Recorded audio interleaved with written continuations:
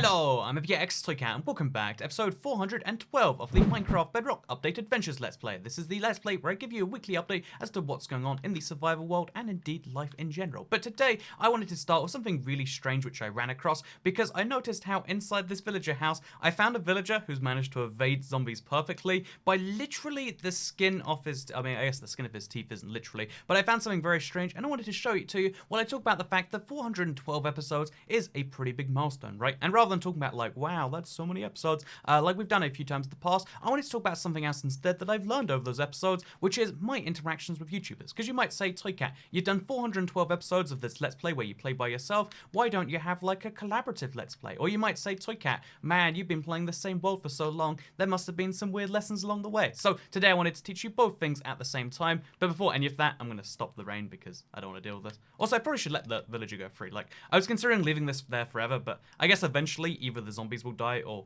they'll attack him, and I don't really like either outcome, so sorry, Mr. Villager. Actually, he's probably happy with that outcome, isn't he? But yeah, you keep doing your thing, and I'll go do my thing.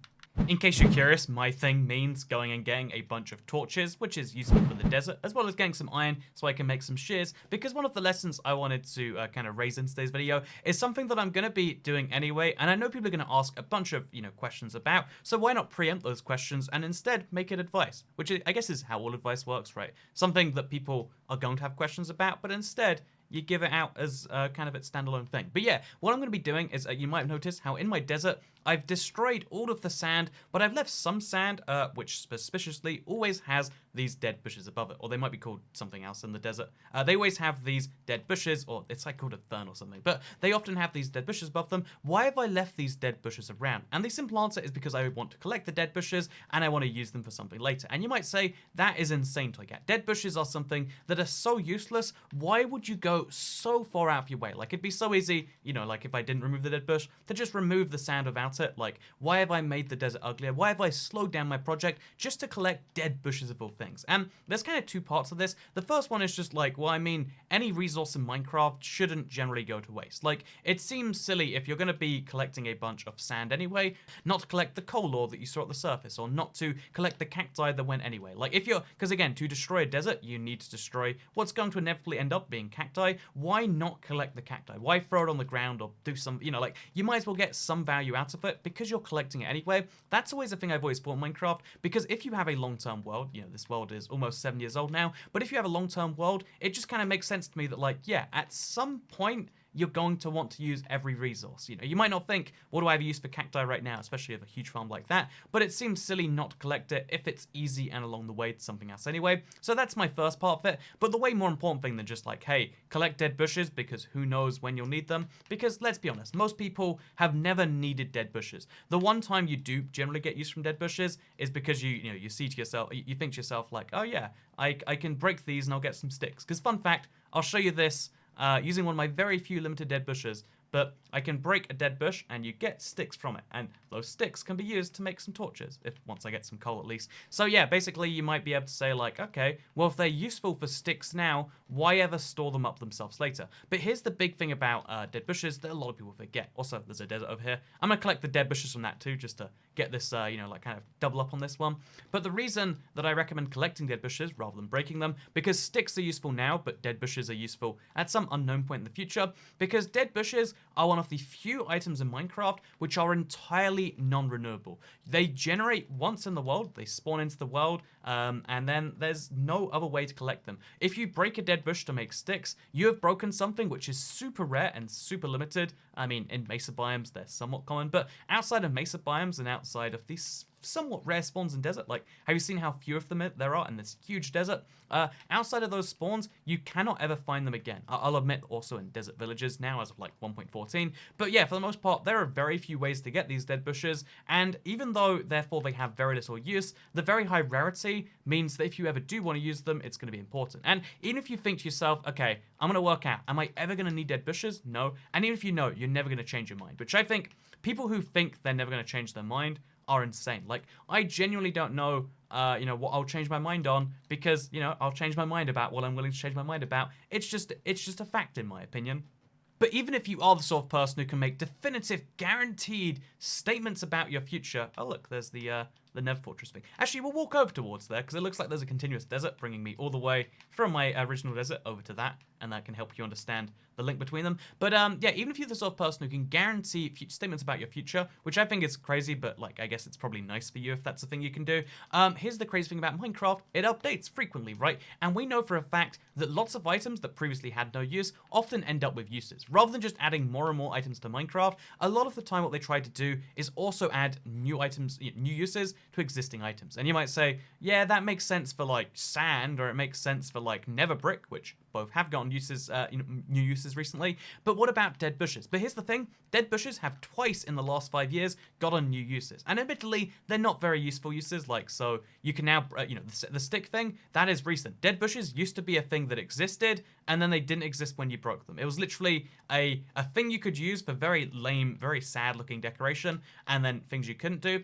Then you got sticks from them, and then also in 1.14, I think it was literally that recently, literally last year, they added it so that when you use dead bushes in a furnace, you get some tiny amount of furnace fuel from them. So again, very minor uses, but what if the next use is something you really want? What if you like having niche furnace uses? Or what if you love the fact that in 1.4, like again, we're talking very far back, like 2013 or something, but in 2013, they made dead bushes flower potable. So if you have flower pots, guess what? You can put dead bushes in them. In fact, I think after I've collected all the dead bushes from this pretty huge desert, which we're going to do, and then head back to my original desert and kind of focus on that a little bit. But I think once we've collected all of these, I think we will put some in some flower pots just to show you that, like, hey, you might not be hugely inspired right now, but you might be hugely inspired one day. Because, by the way, for what it's worth, these blocks themselves, I believe can only be placed on sand blocks. Like, anything that's not sand will not allow you to place these on them. Oh, I'll confirm that works on Bedrock, because again, I only tried on Legacy Console, but if I'm not mistaken, yeah, we literally physically can't place them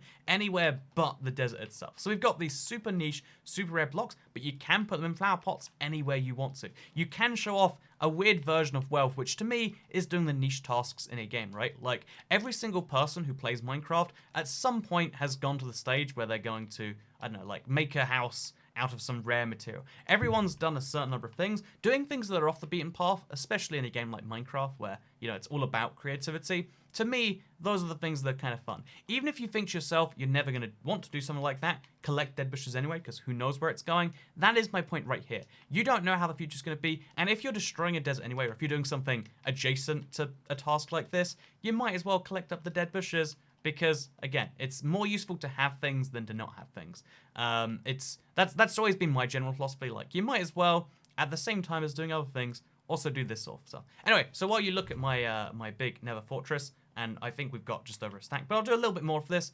Let's talk a little bit about YouTubers and some of the weird interactions I've had with them, because again, in the context of a Let's Play, everyone always asks me to do some form of collaborative series. Like, I think a lot of Minecraft YouTubers only survived because they went through a phase where it's like, okay, we're going to join this group or that group. Whether it's way back in the day with Minecraft, or whether it's, modern day people are like, oh, what about Psycraft, how to Minecraft, what about what's the other one, Hermitcraft? Like, why don't you join one of these things? Because this is how most YouTubers tend to do their sort of stuff, right? And although I can't directly answer those questions, because for the most part it's like, hey, I play Bedrock, and a lot of people look at that and say, don't want to invite you. I don't know how I would deal with an invite anyway. Like, it's a lot of hypotheticals that I don't really, like, it's not something that excites me enough to really think about on a regular basis. That's the easy answer as to why not. But if you want the more complex answer, honestly, dealing with YouTubers is a really to me, it's a really crazy thing.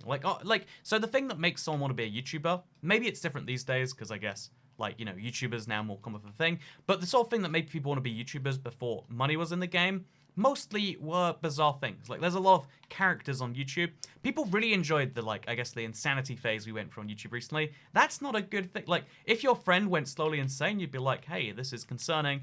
When your favorite YouTuber goes slowly insane, you're like, this is good content. I am subscribing for this. That seems to be my read on the YouTube space right now. And so yeah, bear in mind that means that the sorts of things that make a good functional human being and or friend and or just person to talk to are not the same things that make for a good YouTuber. And because of that, a lot of YouTubers are a little bit strange. There's a lot of times where I've made social faux pas, and there's a lot of times where it's been the reverse. So first of all, I want to talk about the thing that made me want to talk about this, because I planned a big YouTube collab. It was a second channel thing for the record in case you're curious, but I planned a big YouTube collab recently. I even was while I was on the other side of the world, I planned some special time in my day to go somewhere to help with this collab. I did all my half for it, and then I planned their half into my video, etc, etc. Like, we're gonna do some whole big collab. Then at the last minute, they're like, hey, unless you can do it by this day, we're gonna have some problems. And it's like, okay, we just have to let it to a little bit past that day, and they're like, okay, that's fine. And then a few hours later, they just changed their mind, like, oh, sorry, even though all the work's been put into this, I need to just cancel this at the last minute. All of that work you put in, it sucks to be you. The fact that your video makes reference to this sucks to be me. The fact that their video was just missing a huge part because oh god, that is why you've got to be careful whenever you do anything in a desert biome. That can happen, and that can kill you, because we know how deep ravines can go in Minecraft, right? Jesus, I was just talking about the weather, and, well, I mean, basically the weather. But yeah, watch out in deserts. I'm always ready, by the way, to activate my Elytra, which I do have on me, unlike that fateful night. Anyway, I've got to go back to sleep, and in case you're curious, is where I sleep in the desert. I have a bed which I store over here, and the reason for that is because while I was working on this, I needed a place to sleep. So yeah, handy little thing. Isn't that really wonderful, right? So yeah, basically, I got myself a good amount of dead bushes, exactly 100 in fact right now. We could go for a bit more, and also I probably should move these shulker boxes back home at some point. This is still a little bit of a work in progress work site. So yeah, I'll bring myself back round to the home, and I'll pick up all the dead bushes I find along the way. But while we do this, and while that happens, I just want to talk about the fact that yeah, so that was a weird thing, okay, wasted my time, but also just had a really weird interpersonal relationship of oh, I think, he seemed not mad, but also mad in the sense that insane mad or whatever. Okay, that sucks. But then you also get much more egregious versions of that. So when I first started recording, many years ago now, a guy, I reached out to a guy, and it was okay, so, he was another YouTuber. Actually, yeah, any YouTuber that I've just kind of found and been hey, do you want to do a collab in this, that way? The first guy, it's a shame. One of my oldest school YouTube friends, one of the first ones, I don't know if friends, but acquaintances who I was good friends with. I guess that would be a friend, yeah. But one of the first guys I met, kind of quit a little bit through and went into Minecraft servers, then vanished from the internet, had a child, came back and was I'm done with that whole thing now, and then vanished again. He's always vanishing and coming back to YouTube and vanishing. The fact that YouTubers have such inconsistent schedules sometimes, I'm one of the few that posts every day, right, is partly because of that. Because man, the sort of lifestyle that leads to someone being interesting on the internet is not necessarily the same thing as that leads to someone living a happy, productive life for everyone in their family or whatever. So that's a crazy YouTuber story of a guy who's again, was a really cool guy actually. The second guy I met through the internet was a really was honestly just not a good human being. Sorry, not the second person I met through the internet, but another Minecraft YouTuber. I met two at the same time. One of them was literally lying and using all of the stuff for their own benefit. The next guy, he was a Minecraft YouTuber that hated the game. The moment he could, he jumped ship. I don't know what game he plays right now. I think it's GTA 4. Is it 5? I guess it'd be 5, not 4. But, there's all these sorts of things where it's oh yeah, there are some YouTubers who really don't like the particular thing that they're involved in. And that's not what I really want, that's not the opinion that I share. Maybe I'm in the minority when I actually like Minecraft. I guess that actually stands to reason. But so many YouTubers just have this attitude of you see this is all a thing that's below you, a thing that, and I've never really liked that. And then I had a YouTuber guy, friend that I knew, I thought he was a friend, even visited him a few times. Oh, it turns out the reason he has all these, 13-year-olds in his recordings is because that's just his weird thing. And obviously, there's a whole ongoing law case involving that, so I can't go into more specifics. But the fact that that's a thing that is just, the fact that that's a thing that's happened in the YouTube space, not just Minecraft, but in all sorts of YouTube spaces, it's really weird. Again, the sorts of things that leads to someone being a YouTuber are not the same thing that makes someone a great human being, which is why kind of related to I said hey, something friends, right? The truth is, YouTubers strange people. I don't know if I'm like one of the strange people and I'm just strange in the way that I can't deal with other strange people. That could entirely be the case. I think, I think you're welcome to accept that. I think when you're surrounded by crazy people, odds are you're a crazy person, or at least you attract crazy people. And I definitely think that is a thing to take away from what we can see right there. I'm going to put my dead bushes in this rare item chest alongside all these saddles and totems of undying. I feel like that's a good place for it.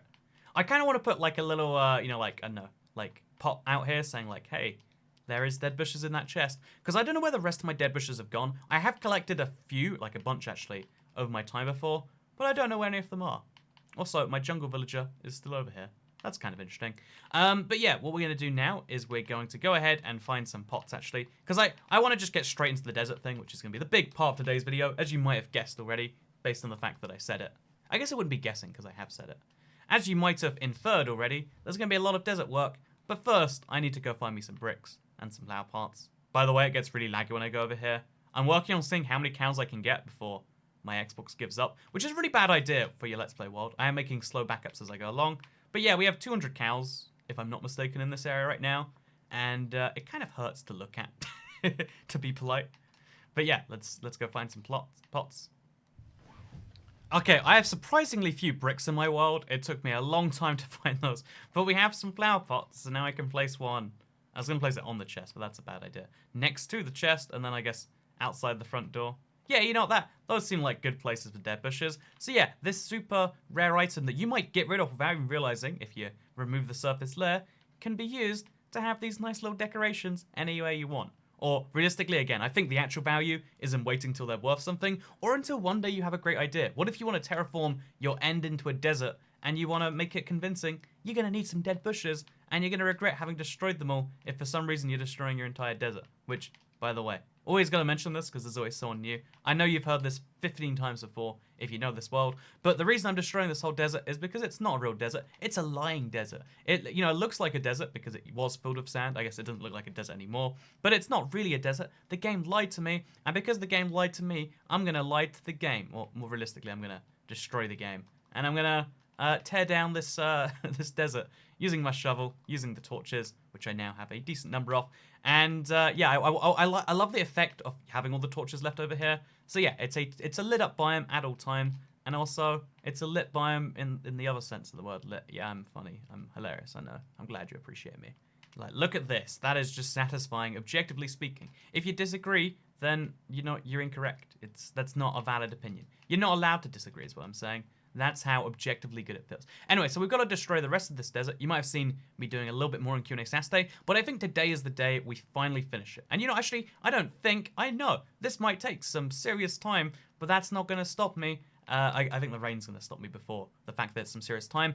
This Let's Play episode, using the kind of new format where we're mostly talking in big segments, but also big gaps, we're going to use that as our opportunity to kind of do this, because a usual Let's Play episode is like 20 minutes. These days the episodes have been turning into 40-minute episodes without me even realizing. Like, I don't know how or where that comes from, but yeah, the episodes have been turning longer and longer, and because of that we have a long time. We have the ability to do stuff in between time if it's like, hey, let's clear all of this out. And that means by the end of this episode, the entirety of anything that once was a desert should be covered in, not covered in torches, but anything should be no sand left over, and then torches should be in its place, like right over here, and that's going to be a fun thing to achieve. But first, I hate rain.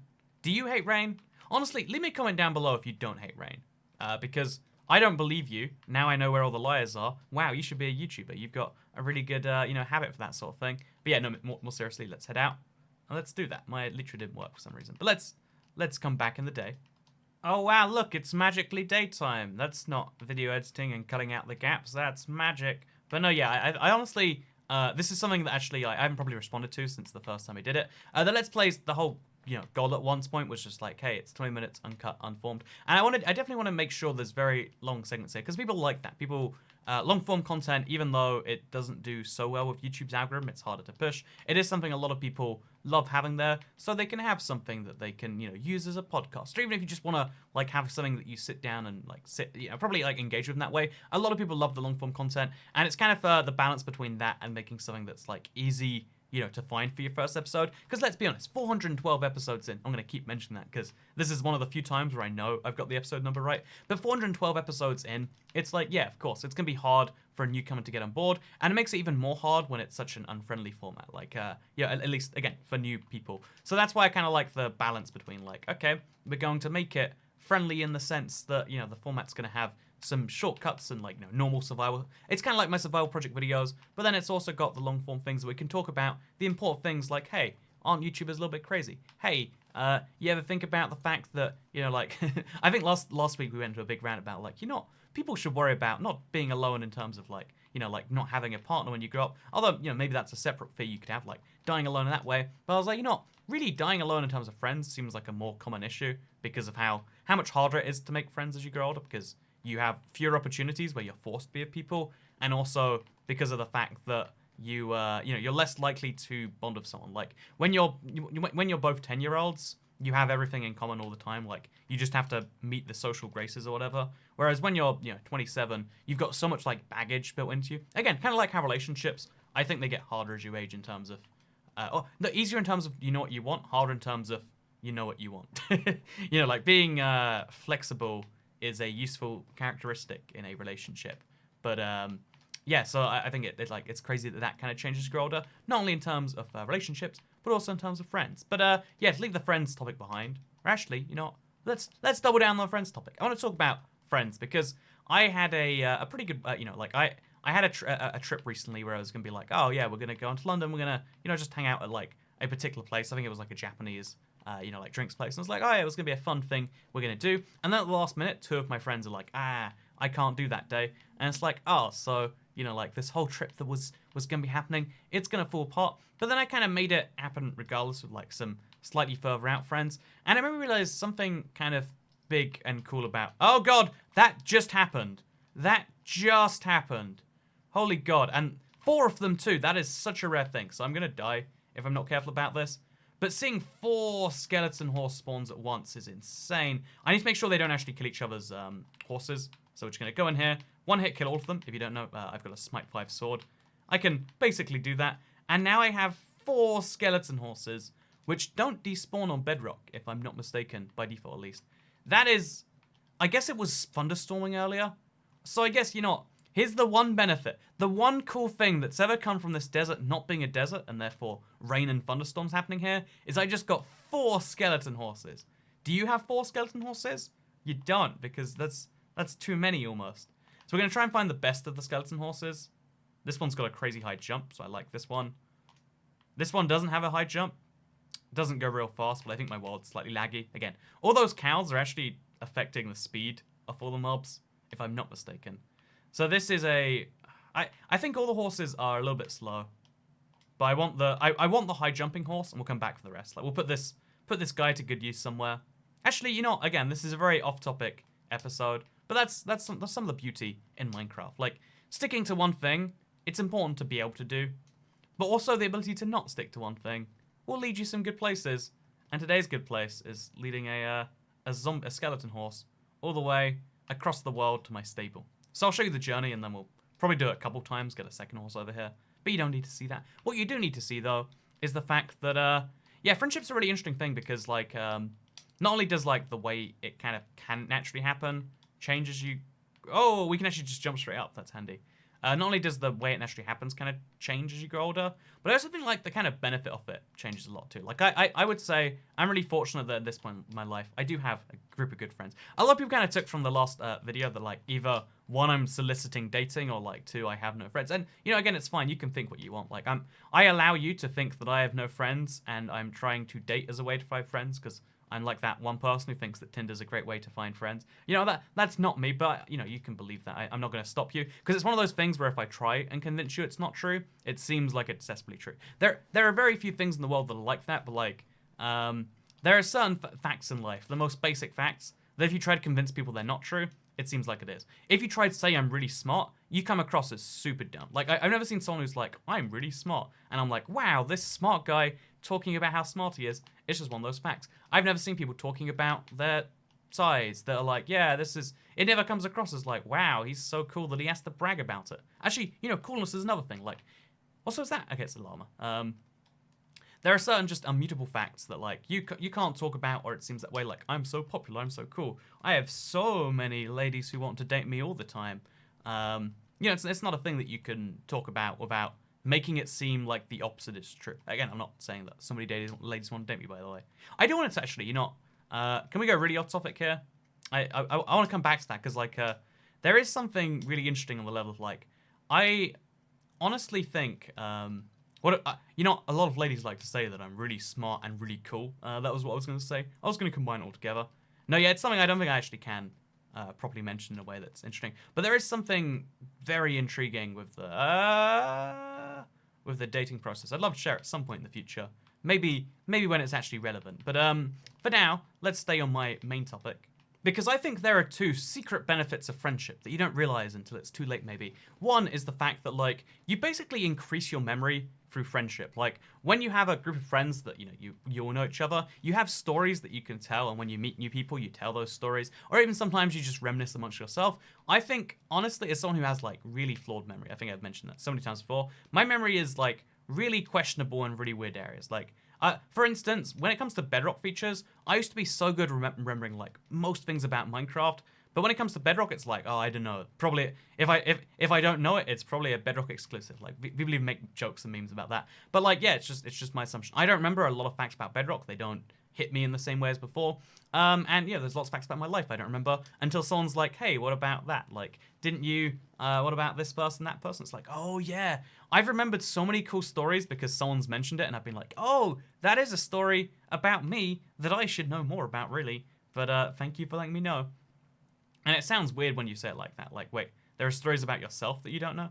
Yeah, I think I have too many skeleton horses already. Like, I definitely want to keep this guy as a jumpy, because I definitely don't have a skeleton horse that can jump this high. But I don't think there's actually too much benefit to keeping him as a whole. Oh, there's no armor interface for horses. You just leave them how they are. Fascinating. We might actually leave the other skeleton horses just roaming my desert then, because it probably adds some flavor to the area, right?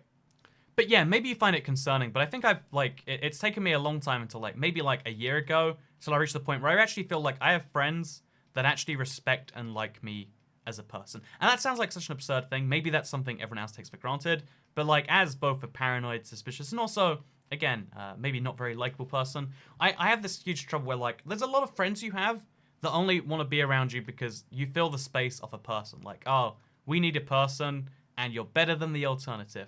Whereas I feel like I actually have friends right now that like actually like me and I like them, and that we have like synergies going on. So one of the other cool things about having friends that you like and that like them is like, especially if you're a similar age, is that you it's kind of a reminder that like you're all going through the same thing, or rather that like you're not a super person and that's okay. Like, okay, yes, like last weekend when we went out for that London thing with the bar that was meant to be Japanese, we ended up at a ping pong bar. Long story, but I drank a drink at one point and like the ice went straight to my teeth, and everyone at the table was like, oh, that hurts me to imagine. And it's like, oh, why is that? And they're like, we have sensitive teeth. And I think I do have sensitive teeth. I don't know why it didn't hit me there, but like I have sensitive teeth to really crazy cold stuff, but like I can put ice cubes on my teeth just fine. Whereas everyone else is like, nah, that's the worst thing in the world. And it made me realize, like, you know, there's one cool thing about like if there's one extra cool thing about friendship you don't realize, it's that like you realize that you're all weak and strong in your own different ways. Like, oh yeah,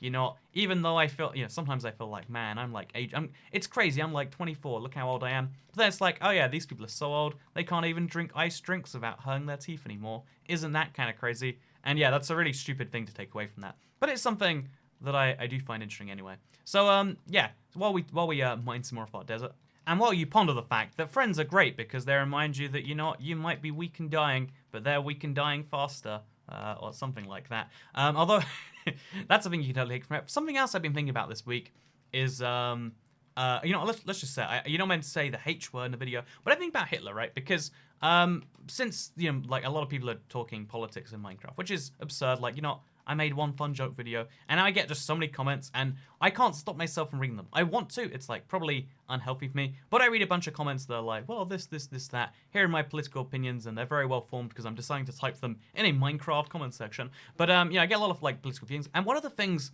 I think about is, like, you know what? I think we're going to get to the stage at some point that I think we won't believe Hitler is a real person. And that sounds like an absurd thing to say, again, but hear me out here. As always, I assure you there's a point behind what I'm saying. Because in the same way, when we go, like, philosophy is something a lot of people like for me to talk about.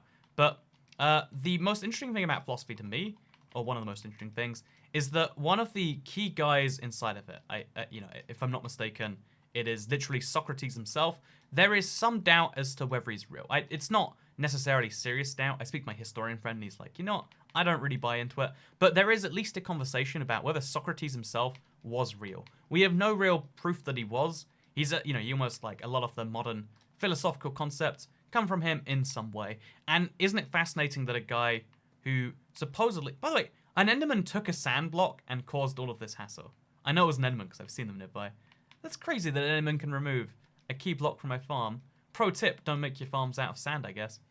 But yeah, one of the people who is like, fundamental behind a field might not be real. In the imagine if, I can't even think of a similar alternative in the modern day. Like, what if Albert Einstein was just a myth created by, the Germans or the Jews or the Americans? Like, pick a group of people. Maybe they created Albert Einstein because they wanted to look like they had really smart people on their side. It would be just as fundamentally insane, right? But there, the fact that there is even a layer of conversation does at least start the debate in my head regarding what is real, what makes a person definitely exist versus maybe exist. Because so much of history, we like to pretend history is the hard and fast, what happened in the past.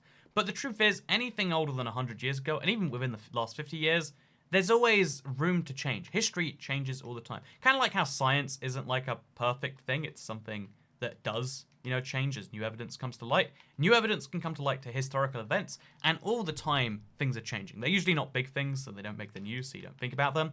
But history is an ever-changing subject, and that is interesting to me because it means that we can change our opinions all the time, and maybe, we'll go from thinking that like, oh yeah, this World War II thing is because, like all the events that we know about, it literally is the perfect conflict to explain why we shouldn't have conflicts as humans. It's almost too learnable a lesson, like, hey, like the populace took control of a country with kind of ridiculous demands, and then also they had like a racial purity thing where they wanted to literally exterminate an entire race of people across Europe. They decided to invade their neighbors despite making promises they wouldn't, and like internationally speaking, etc. Like all these things, they all make for like, they're unforgivable almost. It's not like World War I where it's like, oh yeah, there was a series of alliances and like, no one's really in the wrong in World War I. It's just like there was lots of damage and it was kind of senseless in a way. World War II was like, hey, yeah, people had to go invade Germany because, like there was a guy in charge who wanted lots and lots of very, very terrible things, right? Everyone agrees Hitler's a bad person. It's even to such an extent that he's used as an example of a bad person. Like, oh, you're making me out to be Hitler right now or whatever else. But the fact that that's the fact that it is so perfect in that way does raise the question of like, man, at some point when the historical records we have from back then seem unreliable, because at one point writing things down was the only reliable way. Then when photos came about, photos are way better than that, and when videos came about, it's way better. But the only videos we have of like, I don't know, like a Hitler speech, for example, are black and white videos that nowadays would be very easy to fake. And within 100 years, when like, I don't know, you can smell, you can teleport yourself into the scene, looking at a video of this guy and being like, are we sure that's real? Like we know at the time they like to play around with videos and photos. Like in the Stalin purges, he just removed people from existence by, doing the 1930s version of photoshopping.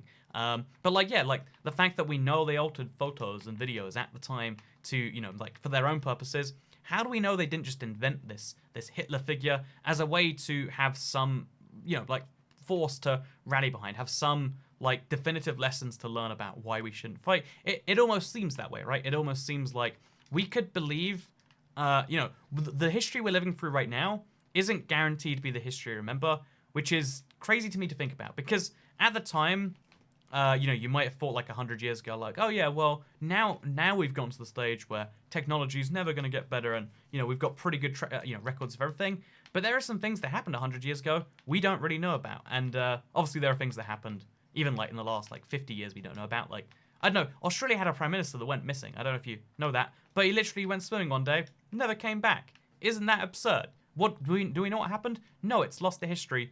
There are many, not lost in the sense that we learned and then unlearned, but we never learned in the first place, and now we likely never will. There are lots of things where the modern day perspectives might rub off and change the long-term kind of historical accounts. There are lots of things like that where like history is such a changing subject that one day things we take for granted right now might be questioned quite seriously, especially when it is something as fundamental as like, because like I said, people try to reclaim the legacy of Stalin or Mao or like any other major leader that you probably shouldn't be. Like, again, this comes from the comment section. There are people who are like, you know what, killing, like 100 million people, worth it for equality. Like all those 100 million people, they were equal in death at least.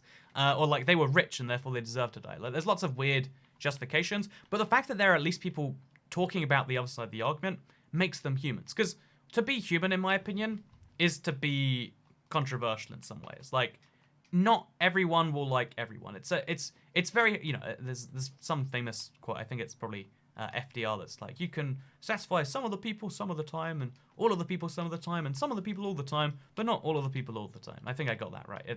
Close enough if not.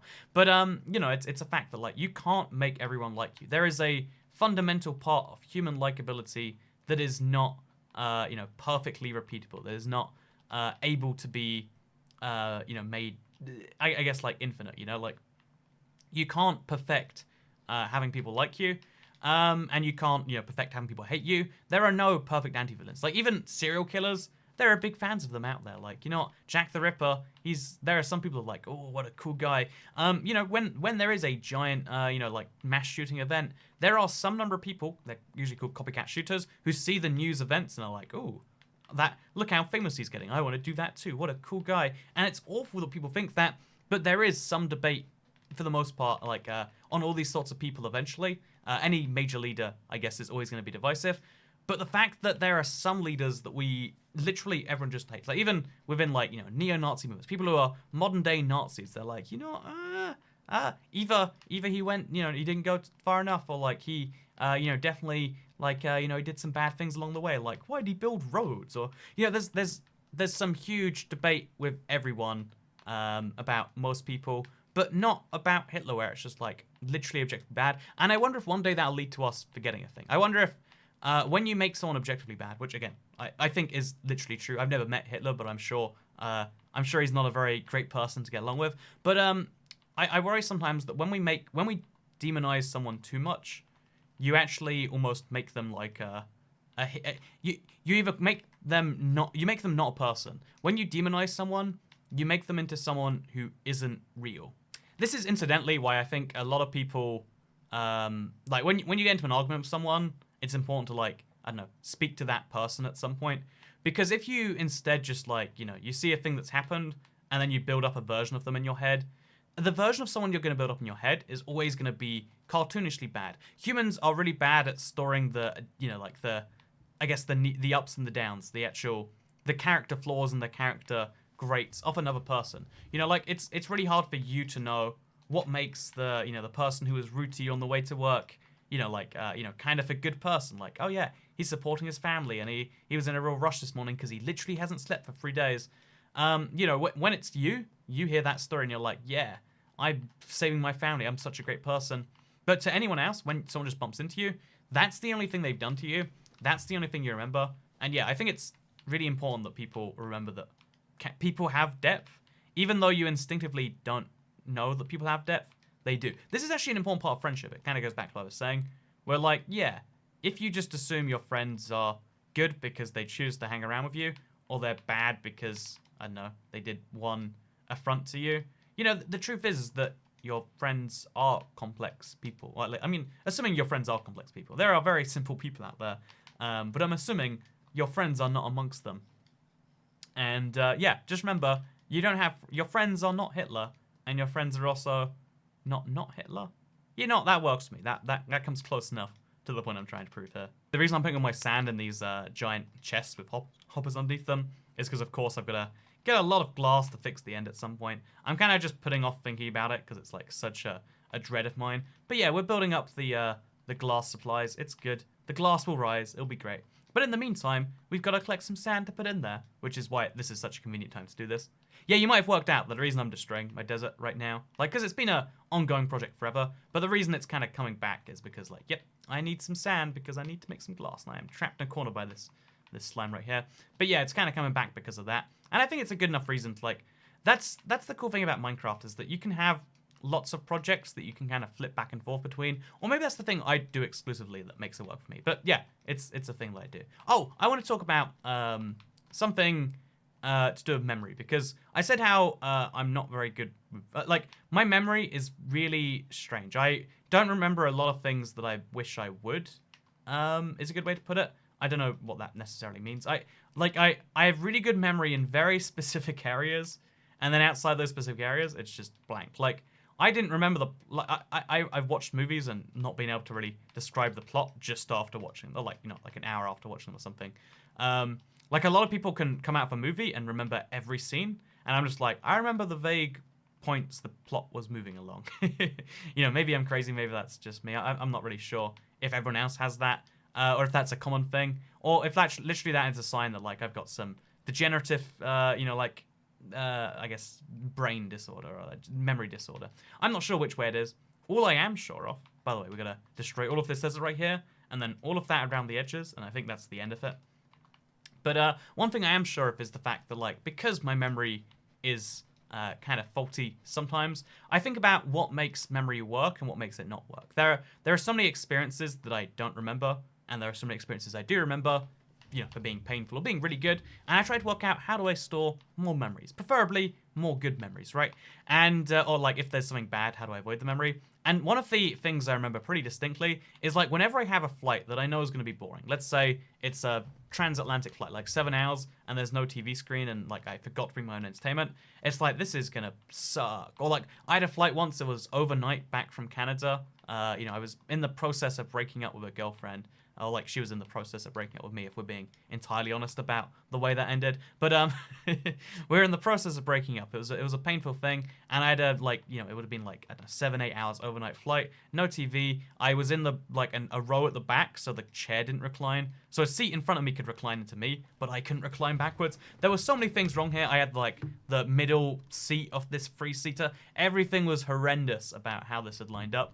And I remember the way I was thinking to myself is, like, okay, this is going to be terrible in the moment, but, like, you know, the memory is going to be the really terrible thing. I can't avoid this happening, so I'm going to avoid creating the memories of it. And what I just did, I was like, okay, I'm going to stare at the sea in front of me for 7 hours. It's going to suck. You know, I'm going to try and sleep and it's not going to work, but I'm going to stare at the seat in front of me, and I'm going to try and think as little as possible. I guess, like, kind of like a meditative trance.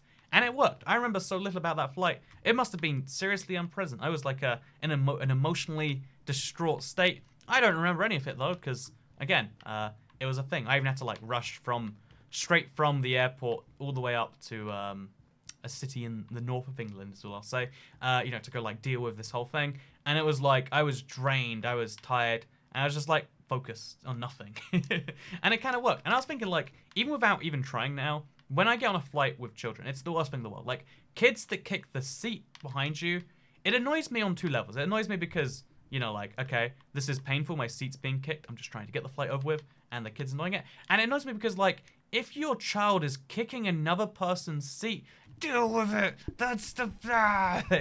like, I don't know why, like, I wish this didn't bother me, but, like, parents ignoring their responsibility upsets me. I wish it didn't. I wish I could be like, that's the life. Because if I was a parent, you better believe I would be trying to ignore all my responsibilities. But, you know, like, it annoys me because I'm not a parent, knowing that I cannot ignore all my responsibilities. And it annoys me just saying, like, hey, your child is annoying everyone around you, and you're trying to relax because at least they're not kicking your seat, right? No, that's ridiculous. I've always thought the rules shouldn't be like that. I felt like there should be some rules around your child in public space that we just don't have. But actually, you know, we do have rules about how you should, like, have children in public space. And because they're unwritten rules, a lot of people are like, hey, I'm tired, I can ignore those rules. It's the thing I was saying earlier, like, hey, the person who bumps into you on the subway, or the metro or the whatever else, you just kind of think to yourself, like, what a monster. But they think to themselves, like, I'm doing so much for my family. I think the truth is like, parents are so overworked that they can justify, you know, like, oh yeah, this is my 1 hour where other people are dealing with my children, not me, or whatever. Maybe that's what it is. I don't actually know anything on that. Sure, I'm not a parent. I understand that. But what I do understand is that, like, please, just like, if you're gonna bring a child on a plane, which I understand is sometimes essential, I don't think bringing them, you know, like, wherever I was going, like, I think it was, like, Madrid back to London, like, sure, okay, but, like, if you're gonna be bringing them on these flights, just please, it's 2.5 hours. After that, you know, as soon as, like, I'm away from them, you can do that, but just tell them not to kick the seat. Tell them not, I mean, you can't tell them not to make noises, but, like, do whatever's within your control not to cause, like, I guess, an externality, right? Like, that's literally what it is. There's a economic externality, and, like, you can, you know, like, hurt the people all around you, and there's no consequence to you, because airlines are afraid of being the people who are like, oh, you know, like, they don't want to be seen as the bad guys towards parents, because parents are huge business for airlines. If you don't know this, by the way, already, if you are a parent, you're going to make an airline a lot of money. You know why? Because when you want to travel, you've got to bring your wife and probably 2 kids, like a nuclear family, sometimes more, but like 4 tickets. Okay, let me share the secret deets. 4 tickets cost more than 1. But of course you might say, well, I mean, 4 tickets isn't that big of a thing, but it's often 4 tickets during peak season time. In August, at least in the UK and the Northern Hemisphere, in August, tickets cost way more than any other month. Like, you know, even like if you're trying to fly, like, I don't know, an EasyJet or Ryanair, you're going to spend a crazy amount of tickets because they know that that's the peak month that everyone wants to fly.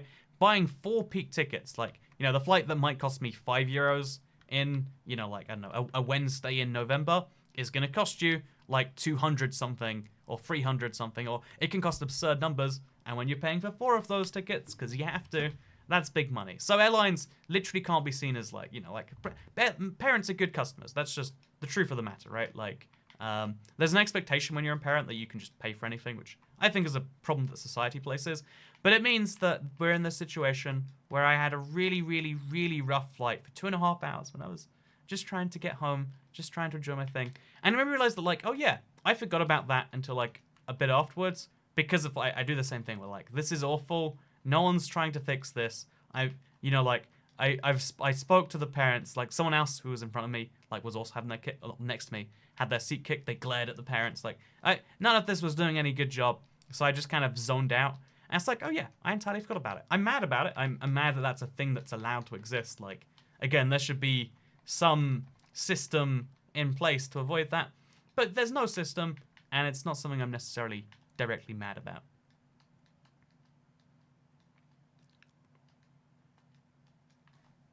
And yeah, I want to clarify, this is definitely, like, not repressing a thing. A lot of people do that, so a lot of people have, like, this mental trick where it's like, hey, you can repress something and then, like, it's going to cause you problems years later, because just because you're not thinking about something, it's not a thing that happened. But I think, like, acceptance rather than repression. That's how you got to deal with a lot of negative situations. Like, and yeah, it's always gone quite far. Just, like, accepting that, like, this is happening regardless of whether you don't enjoy it. Like, you know, to me, the emotions of anger and sadness, like, they should always be involuntary, and you should always be trying to not have them, right? Like, this sounds so stupid, and maybe this makes me sound like a emotionless robot. Maybe I am an emotionless robot. You know, I've yet to have myself tested to see if I'm a robot.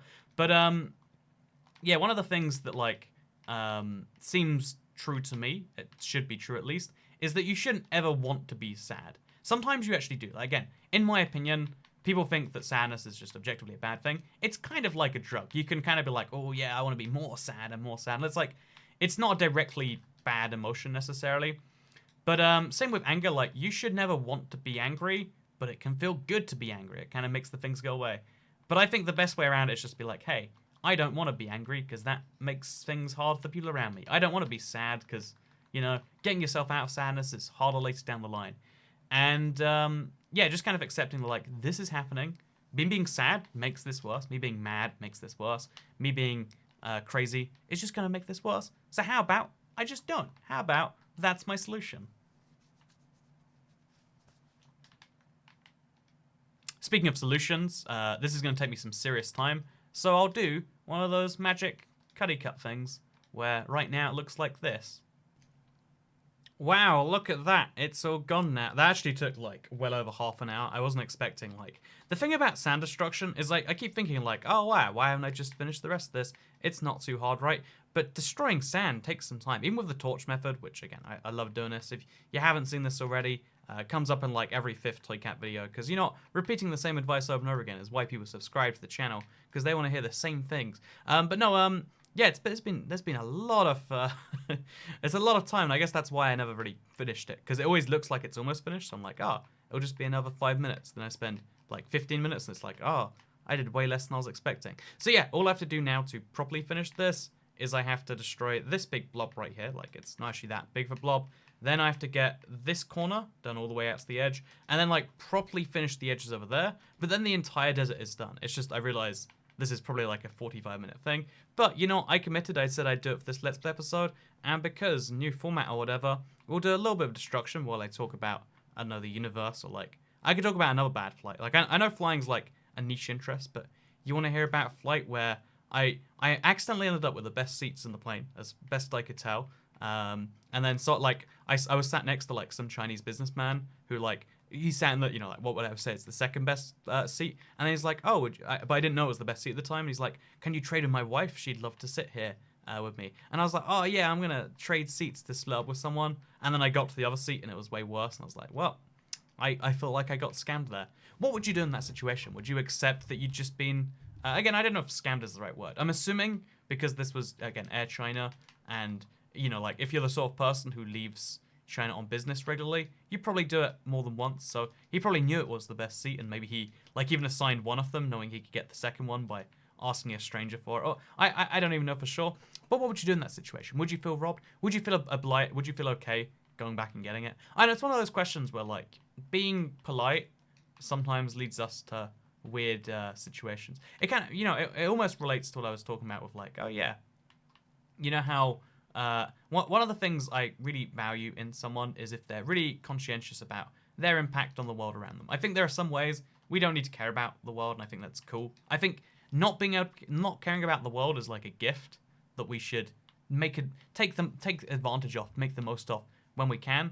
But I think needing to care about how you affect other people in one-on-one interactions, I think that's important. Like, for instance, I think there are some people who don't feel comfortable going on, I don't know, let's pick an example, like going on a train and then talking about, I don't know, private stuff. In case someone hears it, you're like, oh, someone might hear that and not be offended. But it's like, you know, when we're in public spaces, as long as you keep your volume to the right level, like, it's someone else's problem if they decide to listen to me. I share all, pro tip, if you ever spot me in public and you don't come and meet me, which I always recommend, like, I find it weird when people know who I am and they're like, oh, I'd love to say hi, but I'd rather just stare at you from a distance. But you'll hear me talk about some really weird personal stuff that no one should be talking about, even in the confines of their own home, but I'm doing it right there on the subway. So yeah, pro tip, now you know. And also pro tip, when you're working on a big Minecraft project, I think chunking it up and getting a good idea of how much time it takes is something that it's so valuable. Like, I think this is a lesson I was meant to learn like in school or something, but a really valuable lesson is like, work out how long something's going to take, because time is not an infinite resource. One of the harder lessons to learn really is that time is the one resource that you don't, like, you can never have an infinite amount of time, and you can never even have more time, really. Like, the best you can do as far as life is concerned, if you have a lot of money, you can kind of buy back your own time. For instance, I'm not saying I have a lot of money, but like, I'm saying, like, one of the cool things to me is that, like, some days I can be like, I'll work tomorrow so I can go on, I don't know, say a date today. I went on a date recently, and it was kind of nice. It was like, oh yeah, this is, you know, like, it's a Tuesday, but I'm out here doing this instead of what I'm meant to be up to. I don't know, like, it's, to me, at least, there's something cool about owning your own time. But something a lot of people don't realize is that time is one of the most valuable things, and we all kind of, like, squander it sometimes. Because time is really, you know, like, time is only as valuable as you make it, and it's really hard to make your time valuable. But at some point, you'll be able to, and once you get to that point, it's important to make the most of it. Because something I realized that a lot of people don't do, that I don't do so much anymore, but it's something I try my best to do, is to try and make every hour of a day worth something. Like, even if it's a relaxing hour, having an hour you dedicate to relaxing feels so much better than being like, I'm going to do as little as humanly possible today. Because after 10 hours of being a slob, you feel bad. After working for 17 hours in a row, which is a thing I have to do a lot of the time to get this YouTube channel set up, but like doing anything for 17 hours in a row is going to feel bad. I can think of very few exceptions to that rule. Let me ask you, what can you do for 17 hours in a row and not feel bad about? Minecraft might be one of the few exceptions, and even then you're going to get tired, so it's not going to feel great. But like, there are very few things you can do for absurd amounts of time in a row, but if you don't schedule your time, if you don't know that your time is valuable, you might make mistakes like that. So yeah, now you know. What you also know is that I'm going to schedule my time and assume I'm going to make the big guess right now. So I'm currently an hour and a half into this recording. I know the video is shorter than that, but probably far too long anyway. But I'm going to take the guess that the rest of this, to get that and this and like this little corner done, I'm going to say 40 minutes. Let's see how correct I am. That was literally 8 minutes, so you know, there goes all of my theories and plans. But we have now officially destroyed the entirety of the desert. Oh, no, wait, look, okay. Tiny mistakes here and there. You know, maybe we should do like one quick run, just get rid of all the last little bits, like this floating cactus and these bits that go out the tiniest bit, and then we can go do a full tour. I swear, this doesn't normally happen. Usually when I say something's finished, it is. Or at least mostly looking finished. Also, should we get rid of the sand underneath these crop planters? I'm going to argue no, because, I mean, I think that's the correct answer. But also, I'm just so curious. Like, can we do it? Should we do it? No, we should not, apparently. Also, the desert isn't truly finished because I want to cover the whole thing in torches at some point. Like, the whole thing and, like, entirely densely covered. I just need, like, a proper, decent way of getting, you know, coal first. Because, I mean, like, realistically speaking, I could make a charcoal thing, but that requires a lot of tree chopping. So it comes down to, like, I need a lot of coal or torches. Some way to get them in, like, some bulk way. Or maybe I just need to sit down one day and actually mine all that coal or, you know, kill all those wither skeletons or, you know, just make all that charcoal. It's a thing I need to do. But yeah, I believe right now, besides the river, which arguably isn't part of the desert anyway, although I will start scooping up the sand because I'm just looking for the last remaining bits. You can see how besides a few remaining bits of water, a few remaining odd things here or there, we have now gotten rid of all the sand besides the very last bits around water. The entire desert biome has been cleared, which sounds like good news. It's cool to have finished a project, and just to show you from the sky, by the way. It's cool to have finished a project on all sides, as you can see we've now done. Actually, does that count? I don't think that counts. But it's cool to have finished a project from all sides.